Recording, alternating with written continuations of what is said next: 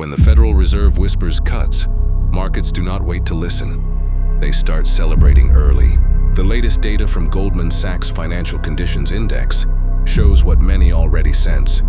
Liquidity is loosening. The line is dropping, and in that world, lower means easier money. Zero Hedge summed it up perfectly. Lower is looser.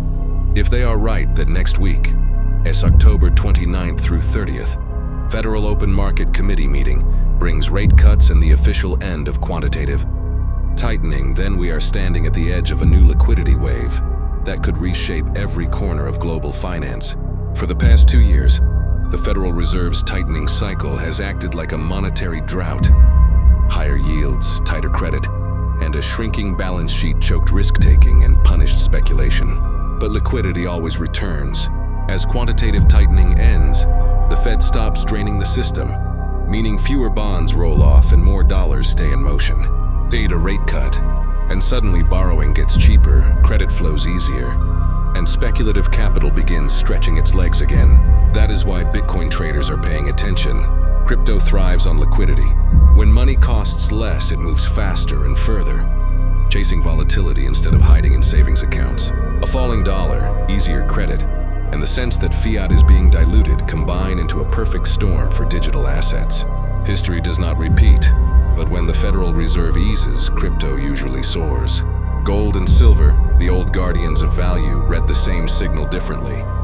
To them, rate cuts mean one thing: a weaker dollar and lower real yields. That is a green light. Investors who remember the 1970s know that easing often brings an unspoken side effect: inflation risk. When policymakers open the spigot, gold tends to shine just before the crowd realizes what is happening. Stocks, meanwhile, love cheap money. Lower rates boost valuations, compress discount rates, and revive risk appetite. Growth and technology names usually lead the charge. But the question behind the rally is whether the Federal Reserve is cutting because it wants to, or because it has to. A rate cut in a strong economy ignites a bull run. A cut in a weakening one just buys time. When financial conditions loosen, everything floats higher. But every liquidity wave carries its undertow.